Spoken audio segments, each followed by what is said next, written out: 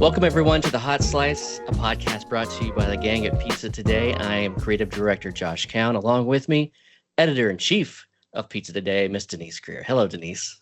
Hello, Josh. It's so good to have you back onto the podcast. We lost you for a little bit. We get so many calls and texts and emails about where I was at, and I just had to get back on. So not really, but we had a demand. Everybody's like, "Where's Josh at? We need Josh back on the podcast." So, but I missed it a lot, and I actually reached out to you this week. It was like, "Hey, put me back on. I'm ready to go in, Coach. I'm ready to go in." Put me in, Coach. We have to sing the song, but I won't bore everyone with that. No, things are getting busy, and sometimes I just don't have it, and the bandwidth, as they say in the corporate America. Bandwidth, yes.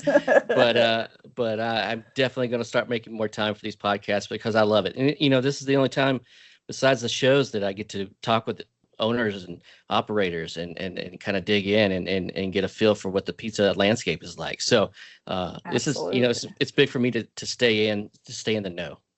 Yeah, you mentioned the events. We have Pizza Expo Columbus in October, and I know we're really excited for that. And registration's open. I think competitions are filling up.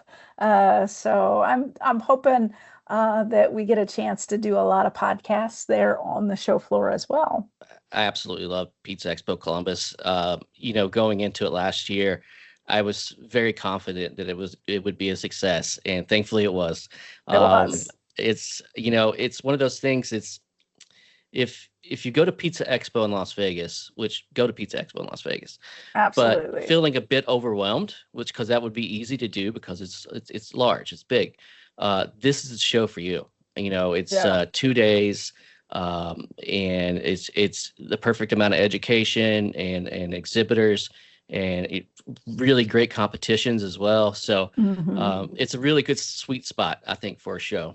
I love that aspect. And I also love you can walk out the convention center door and you walk into the Short North District, where it's like shops and restaurants and there's like little neat things right there, right next to you. So it's a really just fun placement of their convention center.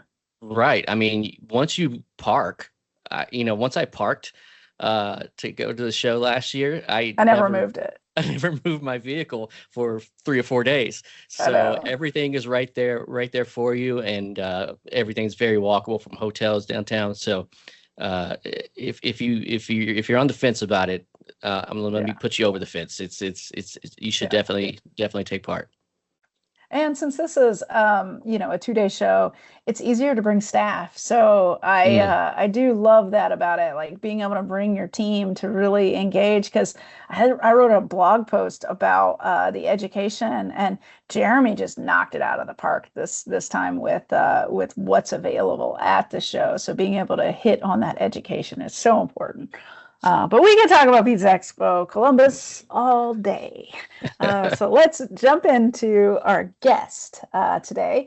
And today we're talking to Chris Brady. He is the co-founder and president of Timber Pizza Company in the Washington, D.C. area. And they are up to 10 units and franchising. So we had a great conversation about what it's like to go from a small little pizza truck doing, farmers markets, to, growing into an independent and then growing into becoming a franchisor. So it's definitely a really fun conversation with Chris. It was, it's really, I always love talking to people who have their stuff together, like really got just dialed in, and so it's always inspiring to talk to someone like that. So and Chris is definitely dialed in. So enjoy the podcast. Great pizza starts with flavorful tomatoes you can count on. For more than 80 years, pizza makers have trusted Stanislaus Food Products to deliver superior tomato products and pizza sauces with the dependable quality and consistency they need, can after can. Whether you're perfecting a signature recipe or serving a busy Friday night crowd, Stanislaus tomatoes help make preparation easier and deliver the vibrant, vine-ripened tomato flavor your guests love. Because when your ingredients perform consistently, you can spend less time worrying about the sauce and more time creating memorable meals that keep customers coming back. Learn more about Stanislaus and their products at www.stanislaus.com or follow them for updates on Instagram and Facebook. Are you looking for smarter ways to improve consistency, efficiency, and bake quality in your pizza operation? Spokane Valley, Washington-based Lloyd Pans is the trusted name for commercial pizzerias and home chefs alike. For over 40 years, Lloyd Pans has been creating innovative pizza pans and tools designed to deliver perfect results every time. Whether it's crispy, golden pizza crusts or perfectly baked pastries, Lloyd Pans' durable, stick-resistant, and proprietary pan finishes are a game changer. Going beyond pizza? Visit lloydpans.com to explore our lineup of food service and bakeware pans and accessories. Need shipping quotes or custom products? Email sales@lloydpans.com for personalized service. Hey, Chris, thanks for coming on the show today. We really appreciate having you on. Absolutely. Thanks so much, Denise, Josh. Great to connect, and excited to talk some slices today. Yeah. And you know, what's funny is I remember when you came on the scene in DC, and that you kind of made a lot of noise when you came on the scene, even when you were in a food truck environment. Tell us a little bit about, that start, and, you've escalated in the past, 12 years to something pretty big. Yeah, I really appreciate it. It seems like a really, really long time ago, and I guess 12 years is a decent chunk of time. I always joke and talk about, my generation never stays at the same job and never does anything for that long. And then I'm the one talking about that, and I go, oh my goodness, I've been selling pie for 12 years. This is a decent run. So yeah, kind of just reverse back in time for the origin story real quick. In 2014, my buddy Andrew Dana and I, co-founder of Timber Pizza, we were both in the tech sales world and both really like, man, not doing this forever. Let's find our way out. We would go on these long lunches, getting pizza, or we even pick crabs at one lunch. We were just fighting for our freedom. Like, we wanted out, right? Yes, I got you. And then fast forward a little bit from like the 2012, 2013, when Andrew and I were scheming on our way out. I was selling wedding advertising to caterers and venues, and a guy in Charlottesville, Virginia was doing the mobile wood fire pizza thing. I called Andrew immediately and was like, man, have you ever heard of this? And he was like, yeah, I saw Roberta's doing that up in Brooklyn when I was up there getting my MBA. And I was like, we should do this, right? And he was like, done. And 4 months later, we were selling pizza with a 67 baby blue truck. A small clue of what we were doing, but really winging it and kind of fighting with grit, and just trying to make the best pizza we could, let people enjoy, the 90s hip hop and R&B that we were blasting from our farmers market stations. Sure, we rolled some eyes doing that, but definitely turned some heads as well with the baby blue truck, and a couple guys with our friends out there doing our thing. And then, in 2016, actually almost exactly 10 years ago, we opened up our first brick and mortar in Petworth on 809 Upshur Street. And, it's been quite the journey, but never forget those humble beginnings, and a lot of, sweat, tears, and there was definitely some blood too, but not anywhere near the food. You had me at 90s R&B right there. Yeah, exactly. I'm a customer for life. Yeah, there was a lot of like D'Angelo and The Dream, and yes. We You just hit Josh. We could turn this podcast into a whole different direction if we wanted to right now. But hey, man, we're still pizza. I can go any genre with music, and that one for sure. That's amazing. I think about your story, and how many locations are you at now? So we'll be at 10 locations here soon, but the opening of Richmond coming down the pipe in a couple months. That is amazing. And you've really thought and grown with intention. Can you kind of walk us through like how you grew? Because I know now you've opened up to franchising, correct? Indeed. And so you're kind of going through to become large and become nationwide. Tell us about that process of going from independent, a little small 1 unit, pizzeria to 10 and then beyond. Yeah, definitely. I think the word intent, hits the nail right on the head, as well as, just being very reverent about who we're working with, where we're going, and respectful of the communities that we're entering. I mean, when you think of pizza and think of gathering with your friends and family over the years, you think community and you think good times, Friday nights or, post soccer games or baseball or whatever sports they were growing up. You're grabbing pizza with your friends, right? What's not to love? So, kind of that original ethos that started the company. We were very blessed to take on, new partners at the end of 2021. Luke Watson, who runs the company day to day with me every single day, comes from the Marriott consulting background, and Fred Freed. They came into Timber, with the intention of helping us franchise, but we really, from the moment that we met, aligned on values, how we were going to do things. We were going to continue to treat our employees really well, continue to, try to grow, the right way and not rocket ship it and kind of sell out and try to open 100 locations in a year. And, when people have aligned values and, are good people at the end of the day, that's, really how businesses thrive. So I think we've been blessed thus far to attract franchisees that share those same values. And that's really my main gig every day, is trying to create relationships and find great people and great markets who want to bring Timber Pizza to their backyard. When you were beginning this whole run, how did you land on the pizza style that you have? Because you guys have beautiful pizzas. It's in your Instagram. Gorgeous. So how did you land on that style, or what brought you there? Yeah, for us, it was a little bit of best of both worlds approach, where, Drew, coming from the New York pizza background and kind of the big, crispy slice that everybody knows, the larger New York renditions by, and then, a little bit of that Neapolitan style where the wood fire comes into play, the chew, and some of those higher quality ingredients. So we kind of wanted to marry, the best of both worlds. And we both were not tremendous fans of like that slide off the slice, watery mozzarella. So it was always going for a good crunch, good hold, and, trying to marry the best of both worlds and a little bit of bite in the cheese as well, via our provolone as part of the mix. Yeah. Now, how has that, from what you started with, how has that kind of changed as you've grown into several locations? Have you added a commissary, or have you changed things along the way to make it easier for each unit to be able to maintain your quality and craftsmanship?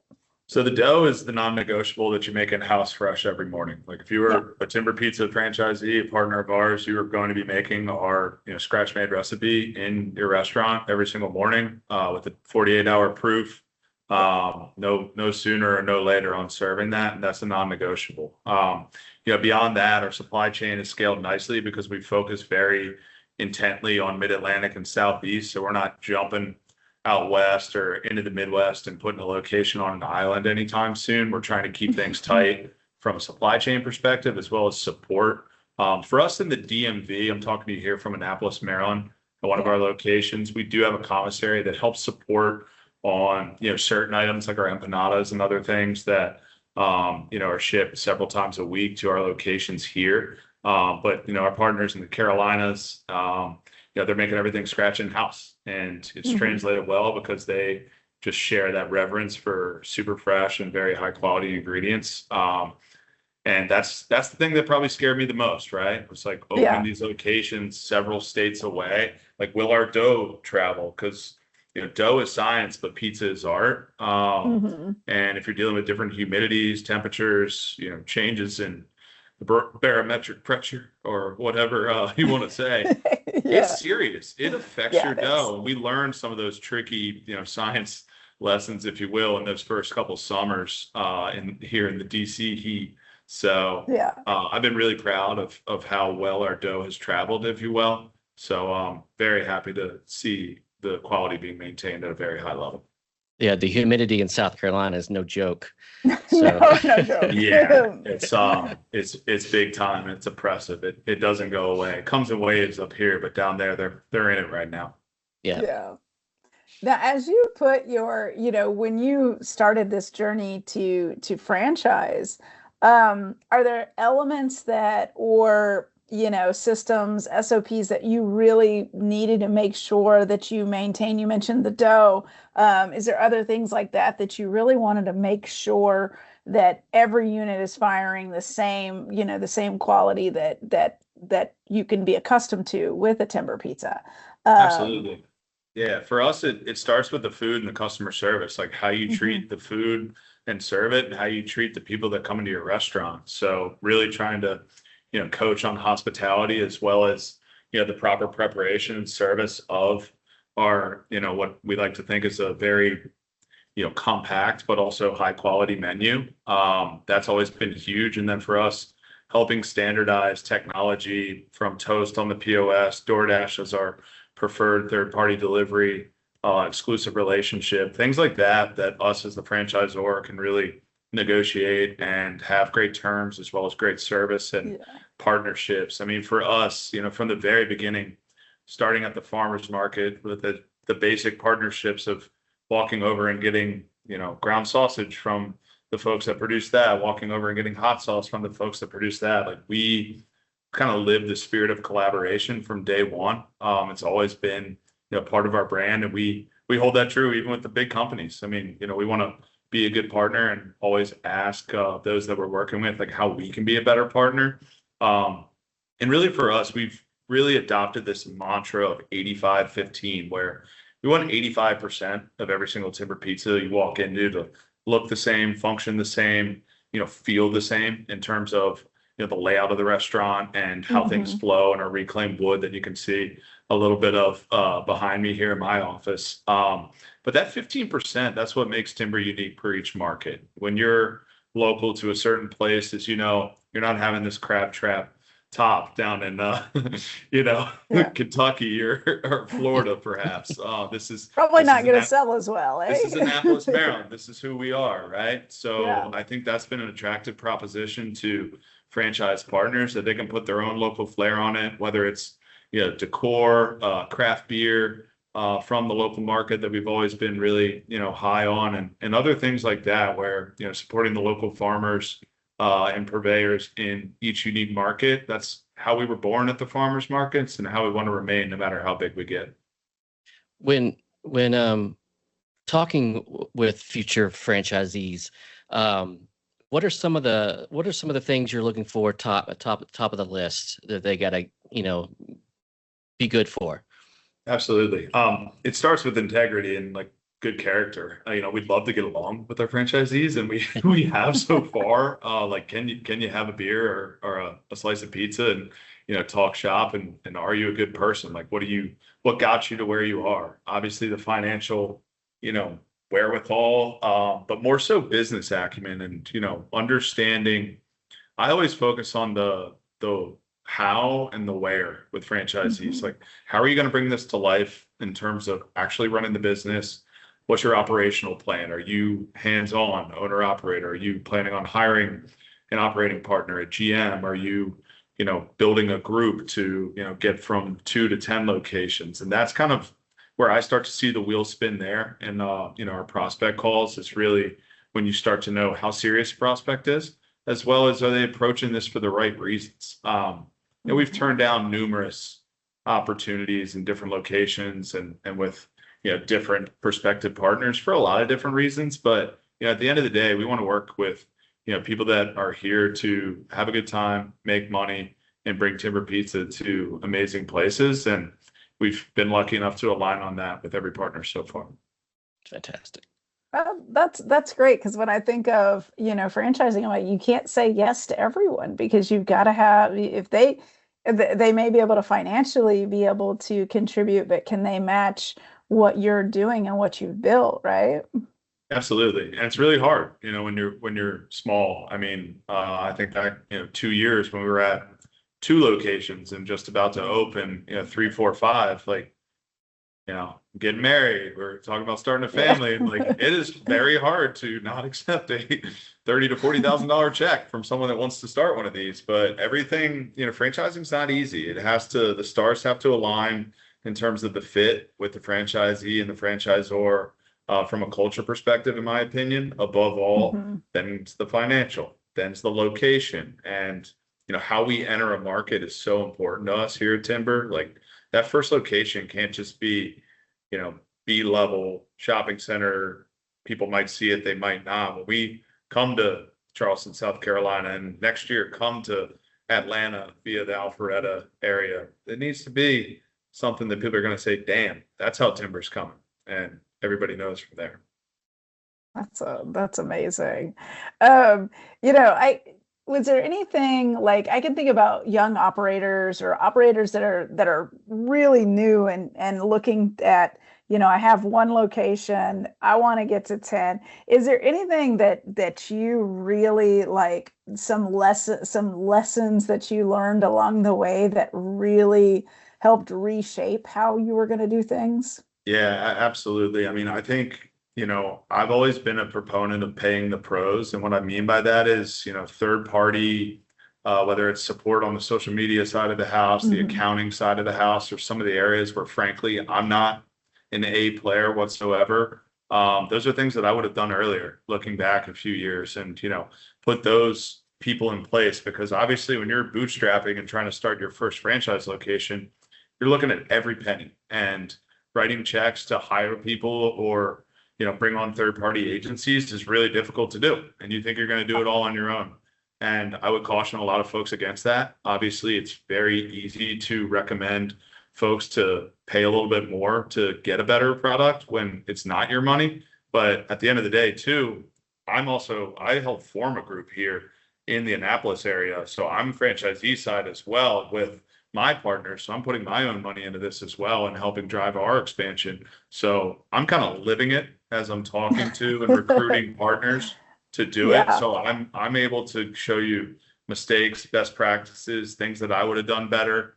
And for me, just budget better and have, some money in the war chest to pay the people to do things right out of the gate. That's also very difficult to do when you're opening a restaurant. You are responsible for 150 different things within 30 to 45 days. So kind of step back and I'm going to do this, this, and this, and delegate. You got to be a wizard. I think we've gotten a lot better at that as a franchisor. Luke, a business partner, he's an excellent project manager. I bring partners on. I go through the real estate process with you. I help you negotiate the lease in tandem with our master broker, Connor McCarthy. And then Luke manages the project from lease execution to opening day. And that's where the real magic happens. So really kind of knowing what you're strong at and finding folks that can help you, whether you're building your franchise organization in that manner or need to hire or work with agencies in that manner. That would be like the number one thing is kind of strengths and weaknesses and being very honest about that. Absolutely. Do you have, I'm sure you do, but like a corporate trainer that goes to all these new franchises and stays there for a bit until they get, their arms around it? Yes, indeed. Franchise business coach is his role. It's Brandon Grimaldi. Brandon was with Duck Donuts, Rise Biscuit, several other large organizations, and has been in franchising for 25 years. Best hire we've made in a really long time. He's been with us for just 6 months now, but his impact in store and helping our franchisees really understand their numbers, know exactly where they stand from a prime cost perspective, and get to a position of comfort and profitability has been tremendously impactful. So that was kind of the missing piece coming into this year for us. So we're super grateful to have Brandon, his experience and, just being an awesome guy and, somebody that we love having around in our stores has really been immeasurable thus far. That's awesome. I want to kind of switch gears to talk about your employees. How many employees do you currently have? So at Timber Pizza, like corporate, as we will, which I prefer calling home team because corporate's such a cringe word. I agree. 1,000%. Agreed. We have about 100 folks, but we're talking brick and mortars in DC and Northern Virginia, our mobile catering business, which is how we began, which has 3 ovens here in the DC area. So you have a lot of part-time folks there. From a Timber, like true home team corporate perspective, it's me, Luke, Brandon, and Christina Goodnight. We are lean and mean. Certainly we'll be looking to add to the team and get, some more bodies and brains in the room. But, with where we're at, a lot of our, relationships that support our franchise system are through agencies, whether that be, PR, digital marketing, and et cetera. But definitely a lean and mighty team, and certainly still wearing more hats than maybe I thought I'd be at this point in my career. It happens. It definitely happens. Happens. I think about the current climate, and sometimes folks are just having trouble getting employees. How do you really set up your company so that you're constantly getting that influx of good employees and maintaining that? Yeah, for us, it was a decision we made, from the very get-go of, treating people right, trying to pay them well, and just being sometimes way too flexible of an employer, and just having a ton of understanding and empathy. I think, for us in DC, you really have two options. You could pay the minimum wage or the tipped minimum wage in certain roles within the restaurant. We always chose the minimum wage as a very baseline, and then up from there, it's gone up a lot since we started this party 12 years ago. Yeah. For us, that was always going to be the standard, as well as tip pooling across the entire house. So, the majority of our, hourly employees that have been with Timber for so many years, like our average tenure in DC for, the home team, if you will, is about 5 or 6 years. And that's pretty unheard of in our industry. We like to think it's because, we take good care of people, we pay them well. Something comes up, it's family first, you go handle it, we got your back. And many times, beyond, well, I was still, hoping to be doing this and not doing that, cooking the pies, like something comes up, we got your back. And that's the company culture we built. So I think it's been amazing and really humbling to see our franchisees adopt a really similar mindset and culture. We can't tell our franchisees, how to hire, what to pay, or anything like that whatsoever. But when you're creating partnerships with the right people, they're following suit and making sure that they're trying to build the same culture within their four walls that we've had for a long time. Hearing you say we got your back, and having empathy for the employee. I mean, as if I was going for this job, that would be the number one thing that I'd want to hear. Because things happen, and so like, I think that's brilliant. Yeah, and it's people take it. There's always going to be people that are like mistake kindness for weakness, and right, take advantage. We've seen that over the years, and that eventually kind of works itself out.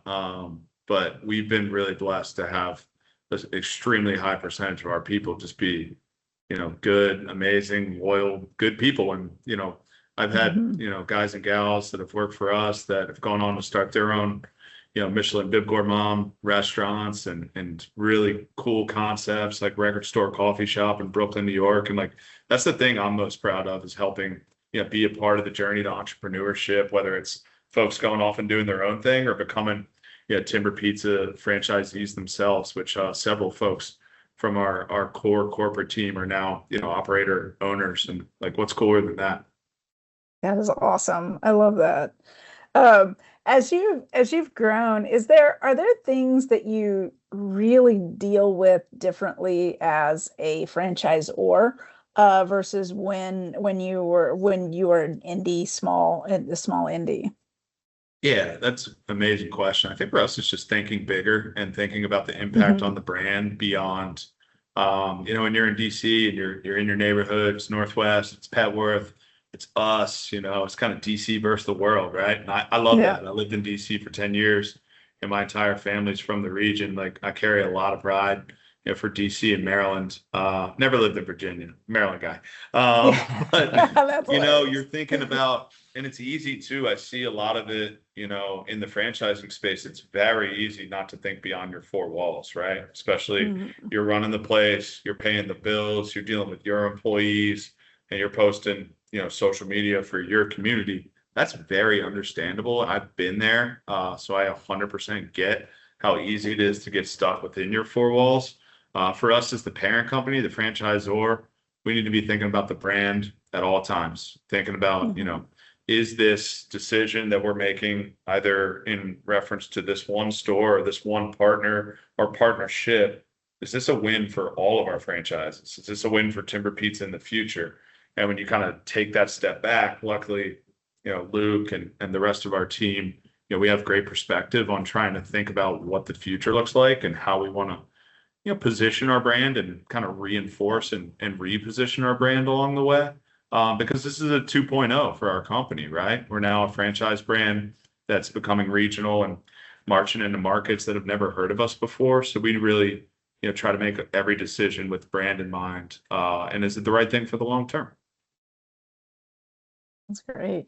So what is that future plan? What initial goals do you have? Because I know goals change, and as you're redeveloping, things shift. But what are you looking at right now?